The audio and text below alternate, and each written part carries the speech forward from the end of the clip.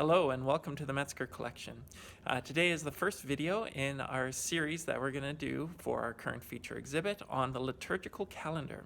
And so today we're going to give you a bit of an overview into what is the liturgical calendar, some of the aspects of the liturgical traditions that we have, and I hope that you enjoy.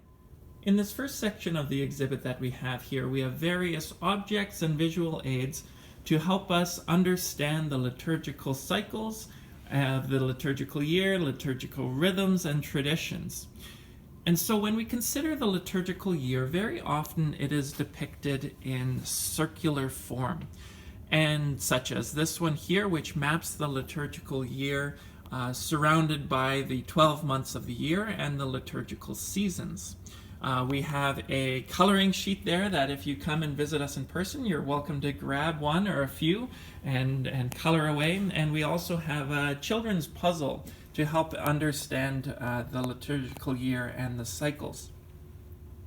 With this puzzle, we see that in broader terms, the liturgical year, which starts with the first Sunday of Advent, continues through Christmas, Epiphany, Ordinary Time, Lent, Easter, and another season of Ordinary Time. We can understand there to be two cycles, the Christmas cycle and then the Easter cycle. And each cycle starts with a preparatory season. In the Christmas cycle, it's Advent. In the Easter cycle, it's Lent. And the preparatory season gives way to the culmination or celebration, the fulfillment of that preparation and what is anticipated. So Christmas and Easter respectively, which in turn launches a whole season of that celebration. The Christmas season, this Easter season, there's 12 days of Christmas, there's 50 days of Easter. And within that, they are followed by a season of Ordinary Time. Now, Ordinary Time is, our use of ordinary kind of misses the mark of this. It is ordinal, that is referring to numbers, because Easter has some fluctuation as to when it starts. It could start as early as March 22nd or as late as April 25th. And so with that fluctuation, there is variation in the numbering or ordinals of weeks in each respective Ordinary Time. That this one could be shorter or longer, and respectively this one shorter or longer, depending on the dating of Easter.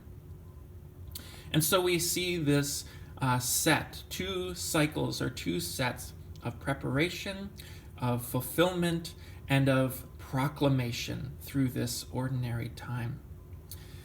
Another way we could interpret this, which is mapped out on this one, is a sense of three. So we have in the middle here this idea of a cycle of light. All the language or imagery of this Christmas cycle is one of light. Advent being a season of darkness, but hoping for and longing for the coming light of Christ. Christmas being the light of Christ coming in the world, and Epiphany refers to manifestation of the light. And so we have this set characterized by the revelation of the light of Christ shining into the world. This second cycle is called the cycle of life, which really hones in on the life of Christ through his ministry, and then of course through his death and resurrection. And through that, there is this component of us being given new life through the life of Christ. This final season, the longest one of Ordinary Time, starting with Pentecost, is called the cycle of love. And the idea here is empowered by Pentecost, the church is equipped to live into the calling of the greatest commandment, to love God and to love our neighbor. And so these three cycles, cycle of light, cycle of life, and cycle of love. Now, as I mentioned, the liturgical year starts with Advent. And so unlike the calendar year, which starts January 1st, the liturgical year starts with the first Sunday of Advent. And so this year, that was November 29th. And we trace our way through and we cycle through the liturgical year. And then when we come back to first Advent, we cycle through again. And there is a repetition through the liturgical year.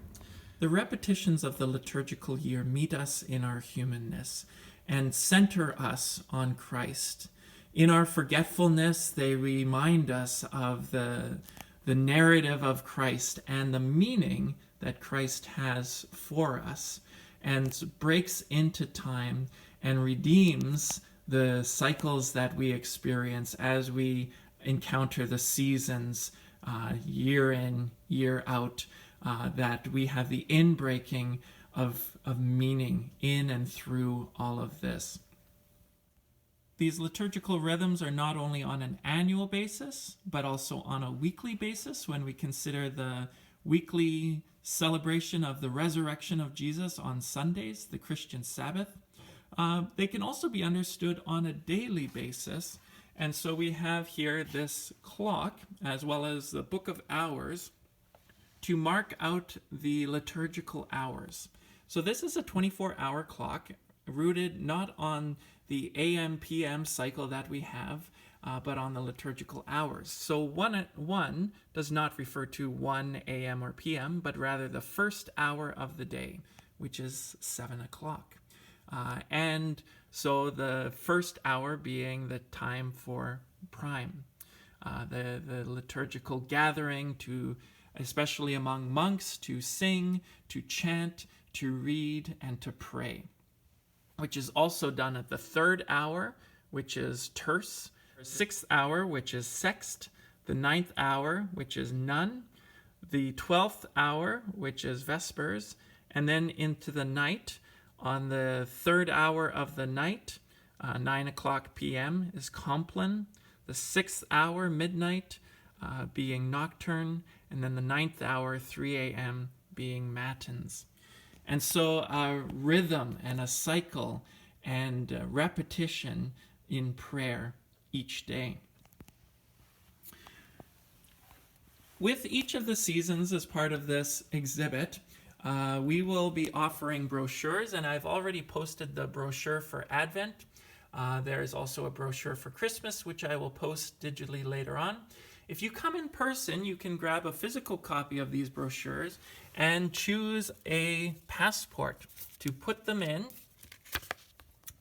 There's a slot for each of the brochures that you will get, and a stamp for each season that we will have. So this is the stamp for Advent and Christmas. Within the liturgical tradition, we also have the reality of liturgical colors. And so if you've been to a Catholic or an Orthodox or Anglican or even a Lutheran church, there's the reality of priestly vestments and significance of colors in those vestments. So these they're called stoles, and I have various ones here that you can play with, and I have a chart to help us understand what these different colors represent. And on the liturgical cycle that I have here, the different colors are made to represent the different times as well, and would be the color of vestments worn on those occasions. And so the blue, which is not used in all traditions for Advent, some use purple for Advent, but blue can be used for Advent and represents hopeful longing, darkness, and preparation. White and gold are largely interchangeable and is used to represent joy, celebration, purity, glory, and light. And this is used for Christmas, Epiphany, Easter, and various feasts of Jesus, as well as angels, Mary, and saints who weren't apostles or martyrs. For apostles, martyrs, and the four evangelists, the red is the color used for them. Green is the color for ordinary time and represents hope, life, growth. Purple, the color of penance and preparation, solemnity, as well as royalty, is used especially during Lent and Palm Sunday. Black is sometimes used for Ash Wednesday, Good Friday, Holy Saturday, and can also be used for funerals representing death, mourning, and sorrow. And lastly, in some traditions, we also have the rose color, representing anticipation, subdued joy, and love. And we will see in Advent, the third Sunday of Advent is Gaudete Sunday, Joy Sunday, and so rose is the color for that Sunday, as well as in some traditions, the fourth Sunday of Lent. So we have this chart to help us understand the different liturgical colors. So as I've mentioned in one of the blog posts, this liturgical calendar exhibit I find is timely given our current situation of the COVID pandemic, when many of the spiritual practices that we may have been disrupted. Many of our normal rhythms have been disrupted. And it's a ripe opportunity to reclaim and fall back on the liturgical tradition that has been established over centuries and centuries of Christian tradition. And as we learn about it, as we embrace the liturgical calendar, it connects us to a long history and Christians through the past, as well as Christians around the world and in different denominational traditions, as we share this same story of Jesus Christ. There's also this element in our humanness that we need repetition. We need to be reinforced in the story that we already know well, but to embrace it, to live into it, and go annually through the narrative of Jesus, focusing our yearly rhythms on him. There is also an element in which practicing of the liturgical year and the rhythms of spiritual formation help us psychologically. Within the liturgical year, we are invited to go through seasons not only of joy and celebration, but also of sorrow, of lamentation, of waiting and longing and anticipation. And these emotions, the whole range of emotions that we are drawn into through the liturgical year, are nourishing for us and give us permission to feel these emotions that we have.